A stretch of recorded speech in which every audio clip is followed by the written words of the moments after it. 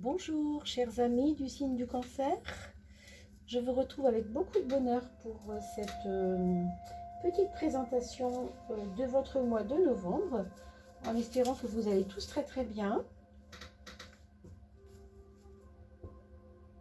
J'espère que vous avez passé un agréable mois d'octobre et que vous avez pu aller voir la coupe du mois, de la fin du mois d'octobre pour voir comment vous avez passé ce seuil de... Alors, ce seuil du mois de octobre vers novembre. Et on prépare l'hiver qui arrive tranquillement. Alors, 4 ici. On travaille avec la maison astrologique sur cette chaîne du Tarot Joli. C'est pour l'instant essentiellement les maisons astrologiques, puisqu'on est très très peu à utiliser ce fonctionnement. Et j'espère que cela vous convient. En tout cas, c'est assez rare. On ne trouve pas ça partout. On a beaucoup d'oracles de différentes choses, mais peu de personnes finalement s'intéressent, en tout cas essentiellement au tarot de Marseille. Il y en a, mais pas avec les maisons astrologiques. C'est vrai que c'est pas du tout très répandu, on va dire. Je vais vous les mettre comme ça pour que tout le monde voit bien. Voilà, j'espère que c'est le cas. Alors, je voulais vous remercier au passage pour vos likes, pour vos partages, pour vos petits commentaires que vous mettez aussi. C'est intéressant parce qu'il y a des personnes qui n'osent pas s'exprimer, vous savez bien, et qui, grâce à vous, vont pouvoir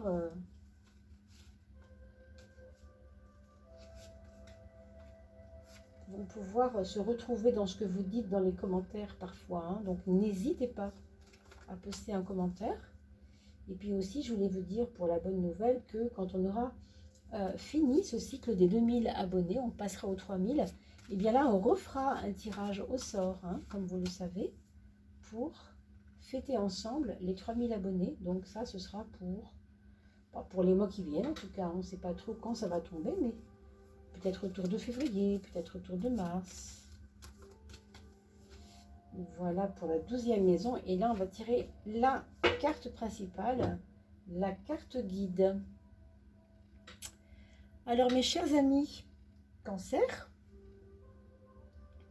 vous avez la papesse dans votre ascendant, ce qui signifie un moment de repli.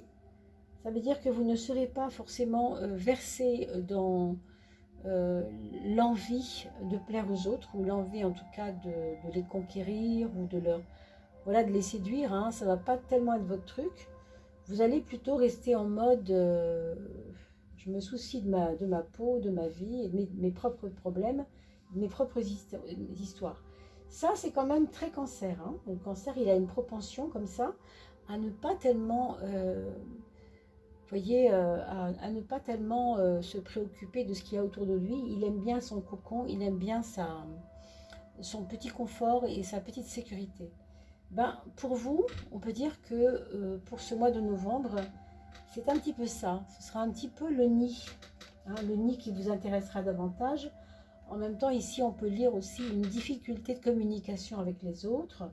Donc, que cela ne vous enferme pas, que cela ne soit pas un problème, mais une force. Vous voyez, avec la maison 10 et l'aspect social de votre moi, de votre personnalité en ce moment, on y voit peut-être quelqu'un qui se pose des questions sur l'environnement de sa vie, en fait. C'est peut-être pour ça que vous avez de la réserve, parce que peut-être que les personnes autour de vous vous questionnent, au sens, vous vous demandez bien qu'est-ce qu'elles font là, vous vous demandez bien quel intérêt elles ont à être près de vous. Vous vous posez beaucoup de questions, en fait, sur ce qui vous relie à elles. Pour certains autres, il va y avoir des tracasseries, je pense. Quand je dis tracasserie, c'est pas vraiment le mot, mais des préoccupations peut-être sur le plan administratif, d'accord, sur le plan des documents à rendre, des dossiers à élaborer, quelque chose que vous avez en cours en ce moment et qui n'avance pas beaucoup. On vous recommande de vous en occuper et de mettre de l'énergie là-dedans. Et peut-être vous serez vous-même ceux qui aideront, ce qui aidera, celui qui ou celle qui aidera, ceux qui vous demanderont de l'aide au niveau de l'administration. Parce que rien n'est simple, j'ai l'impression que c'est pas évident. Regardons notre frein, mes amis cancer. Alors, le frein, c'est l'amoureux, c'est-à-dire, bon, d'une part, toutes les questions affectives peuvent être un frein dans votre mois de novembre. Vous ne pouvez pas à la fois vous occuper de vous, être concentré sur ce qui est bon pour vous, sur votre petit confort, votre introspection nécessaire, et en même temps, vous demander où en êtes-vous au niveau de l'amour. C'est peut-être pas le moment en novembre de vous le demander, en tout cas. C'est comme un dilemme en vous, en fait. C'est comme un dilemme, comme un questionnement sempiternel. Tout à l'heure, je vous l'ai dit, hein, vous vous demandez vraiment quel intérêt les gens ont à être avec vous. Hein, ça peut vous arriver. Ben, ça revient un peu ça avec la maison 12 et l'amoureux. Cela dit, l'amoureux dans la maison 12, ça peut aussi nous parler d'un mental assez agité. Et peut-être je vais vous dire quelque chose d'un petit peu comme ça, rapide, mais tout ce qui est pathologie psychosomatique. Il peut y avoir beaucoup de choses psychosomatiques. Donc, c'est votre esprit qui entraîne le mal. Ce n'est pas le mal qui est là, c'est votre esprit qui peut entraîner le mal à venir vous embêter et à vous rendre un peu malade. Quand on parle de terrain pathogène, il y a des effets. Ça ne veut pas dire qu'on est très malade. C'est simplement que quelque chose fait que vous cultivez peut-être quelque chose. Hein. Donc, je pense qu'il y a beaucoup de mental. Moi, avec tout ça là, je vois beaucoup de mental. C'est pour ça peut-être qu'on parle de pathologie psychosomatique. Pourtant, Dieu merci, heureusement, vous êtes protégé au niveau de votre santé et ça, c'est bien. Ça veut justement dire que si vous avez des symptômes et des problèmes, ça peut être uniquement un problème de terrain psychologique. Et donc, c'est à vous de vous redresser et de mesurer, de vous rendre compte combien vous êtes puissant, puissante envers vous-même. Vous pouvez changer beaucoup de choses en vous, hein, mes amis, avec ça, bien sûr. C'est une carte de protection. J'ai envie même de vous dire que il pourrait y avoir un défunt dans votre famille qui vous a, peut-être le papa pour certains, qui vous protège, qui continue à vous protéger. Il peut y avoir un défunt, quelqu'un qui est décédé il n'y a pas longtemps, hein, avant 5 ans, on va dire, et qui est très présent et qui vous, concrètement, comment on pourrait dire, magnétiquement, il vous protège. Hein. C'est très curieux ce que je vous dis là, mais c'est ce que je ressens. Il y a aussi des personnes, alors pour reparler, non pas de la santé cette fois-ci, mais du travail, de votre quotidien, peut-être il y a des personnes qui vont être aidées par des réseaux internet, par des réseaux de l'extérieur, par le monde de l'export, import-export. Il peut y avoir des mouvements dans ce sens, des choses qui viennent de l'étranger. Je ne sais pas, je pense à la crypto-monnaie aussi qui peut vous donner du travail, même si la crypto on ne fait rien, mais là a priori vous faites peut-être des choses avec ça, je ne sais pas. Ça c'est la relation aux autres, mes amis. Vous voyez, vous êtes quand même dans une nouvelle relation avec les autres. Vous devez enterrer l'âge de guerre, je pense, pour certains problèmes que vous avez rencontrés. On nous dit ici de faire peau neuve dans la relation. C'est-à-dire arrêtez de vous poser des questions sur les autres, sur ce qu'ils veulent, sur ce qu'ils font, sur le fait qu'ils vous aiment moins, enfin j'en sais rien. Arrêtez parce que vous êtes à un seuil et les relations amicales qui arrivent pour vous maintenant sont plutôt positives, plutôt bénéfiques, plutôt neuves, plutôt on efface le passé, vous voyez. Donc ne vous enfermez pas dans des choses du passé, c'est peut-être pas... Et c'est vrai que le cancer a cette potentiel-là, si vous voulez, c'est toujours de s'enfermer dans quelque chose qui a déjà passé. Hein, on n'est pas obligé non plus, bien entendu. Alors, la maison des amours, on a l'impératrice qui nous parle de une forme de reconnaissance dans l'amour. Alors, peut-être, justement, vous voyez, ça va bien dans le sens de arrêter de vous poser des questions puisqu'on vous reconnaît. Déjà. Hein. il y a une grande sœur, ou en tout cas une sœur, peut-être une tante, qui semble avoir une influence sur votre vie amoureuse, ou bien parce qu'elle connaît bien votre chéri et peut-être qu'il y a quelque chose ou bien qui aide le couple, hein, c'est possible, ou au contraire, qui va être influente. Peut-être la sœur de votre chéri, hein, ça peut être la sœur de votre chéri, chéri IE ou EI tout simplement, hein. Mais en tout cas, peut-être plus une sœur qu'un frère, qui aurait une influence, je ne sais pas si elle est positive ou négative, mais en tout cas, une influence. Je ne peux pas dire si elle est vraiment négative, hein, je ne sais pas. Je ne peux pas vous le dire, c'est un tirage général, c'est compliqué de vous dire ça sur un tirage général. Mais il y a une influence de cette sœur, de cette tante, sur votre vie amoureuse. Bon, il y aura des projets, je pense, qui ne démarreront pas avant Noël. Des projets qui commencent peut-être maintenant pour vous et qui vous semblent possibles, potentiellement réalisables maintenant. Mais quelque chose dit ici qu'il faudra attendre au moins jusqu'à Noël pour que ça se réalise. C'est comme si vous aviez semé une graine et que vous voulez tirer sur la graine pour voir si la tige pousse. Mais la tige, ça ne marche pas comme ça, hein. Il faut vraiment qu'il y ait une maturité, il faut vraiment qu'il y ait un mouvement de lenteur à l'intérieur de la terre, que l'hiver passe, etc. D'accord? Donc, soyez pas trop gourmand et trop impétueux, trop impatient, hein, pour vos projets. Je vois aussi des projets de vous occuper d'une personne âgée, ou bien parce que voilà, elle quitte sa maison, elle va aller peut-être vivre ailleurs que dans sa maison. Mais il y a une possibilité ici que vous soyez un petit peu plus occupé avec elle, préoccupé en tout cas, hein.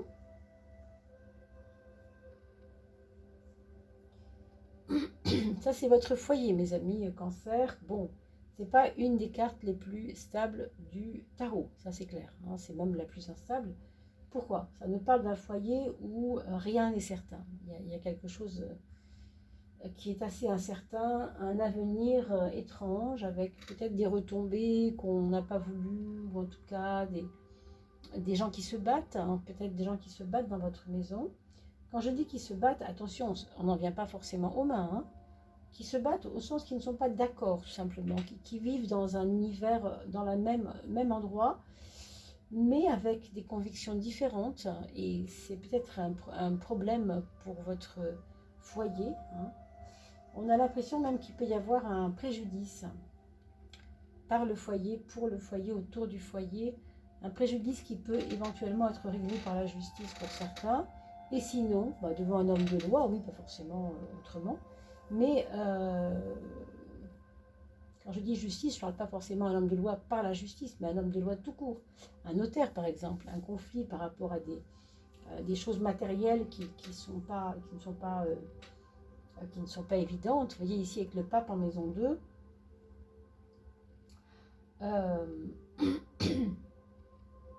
c'est pas du tout, il n'y a rien de gagné, quoi, hein. On a les choses parce qu'on se décarcasse pour avoir les choses, quoi. C'est pas, ça ne tombe pas du ciel, vous voyez. Et je pense qu'il va y avoir un conflit ici par rapport au patrimoine, moi je pense, hein. Patrimoine, alors est-ce que c'est le papa? On a parlé du papa tout à l'heure, je ne sais pas trop, hein. On a vu aussi s'occuper d'une personne âgée, est-ce que c'est en relation avec ça? Je ne sais pas trop. Je vous avoue que là, je vous dis des choses comme ça, c'est un peu général. C'est pas un tarot pour une personne, c'est un tarot pour les 300 personnes qui regarderont cette vidéo, évidemment. Donc. Alors, le mental, vous voyez ici, on a deux choses importantes par rapport à votre mental, votre mindset du mois de novembre, mes amis. On a l'étoile. Je ne sais pas si elle était là ou là, mais peu importe, c'est quand même le 3 et 9, c'est quand même le mental. Il y a une valeur de spiritualité là-dedans, hein, quand même. Pour certains d'entre vous, vous allez vous accrocher à vos idées spirituelles, à vos idées religieuses pour certains, spirituelles pour d'autres. Ça peut être le yoga, la méditation pour d'autres aussi, hein. C'est pas forcément spirituel ni religieux, ça, mais ça peut apporter apaisement. Apaisement et recul, parce que je pense qu'il y a beaucoup d'affect ici, beaucoup de pensées incessantes, on a l'impression qu'on tourne un peu en boucle. Pourtant, regardez votre carte maîtresse pour ce mois de novembre, c'est quand même, on est au mois de novembre, donc on parle du chariot. Le chariot, c'est une carte qui malgré tout, malgré les aléas, vous suivez votre cours, vous suivez votre chemin. Vous êtes dans une position qui est déterminée quelque part. Vous n'avez pas forcément beaucoup de doutes, mais des questionnements qui ne vous vont pas en ce moment, qui ne vous vont pas, qui ne répondent pas à des attentes. Et avec le chariot, au contraire, on a l'impression que quoi que vous pensiez, il y a pourtant chez vous une détermination incroyable. Donc accrochez-vous surtout à ça. On parlait de spiritualité tout à l'heure. Ça peut être ça qui vous fait que vous êtes déterminé, parce que vous retrouvez quelque chose qui vous aide dans ce chemin, par exemple, vous voyez. Alors, pour celles et ceux qui quittent cette chaîne, cette vidéo, puisque vous n'avez pas d'enfants, je vais m'adresser à vous, mes chers amis, et vous souhaiter une très très belle route pour ce mois de novembre. On se retrouvera pour la coupe de fin de mois, la coupe d'eau pour vous, amis Cancer, avec les scorpions et les autres signes d'eau que sont les poissons, bien sûr. Ça, ce sera pour aux environs du 15. Et puis, n'oubliez pas aussi d'aller voir toujours 2 fois cette vidéo, une fois en début de mois, une fois à la fin, pour voir comment ça a résonné après que le mois soit passé. Et rappelez-vous également que je mets en place de temps en temps des vidéos sur les 3 choix intemporels. Vous tapez sur Odile Tarot Joly choix intemporels et vous allez tomber sur les questions qui ne remontent pas à la surface du début de la chaîne, mais qui sont là, que vous pouvez utiliser pour des questions précises. Vous verrez bien lesquelles quand vous regarderez la chaîne, bien entendu. Alors, pour les amis qui quittent la chaîne, merci à vous d'avoir été jusque-là. Pour les autres, on continue avec les enfants. Donc, votre premier enfant, c'est quelqu'un qui est en train d'élaborer des plans, non? Vous voyez, quelque chose comme ça, qui élabore des plans, qui a envie de reprendre sa propre place, comme s'il voulait reprendre quelque chose qu'on lui a pris. Alors, il reprend du pouvoir, on pourrait dire, c'est une forme de pouvoir, mais c'est un pouvoir pour lui, pas pour les autres. C'est vraiment quelque chose qui veut qu'on ne lui vole plus sa place, en fait. Donc, quelqu'un qui va peut-être se cultiver pour être à la hauteur de quelque chose. Voilà.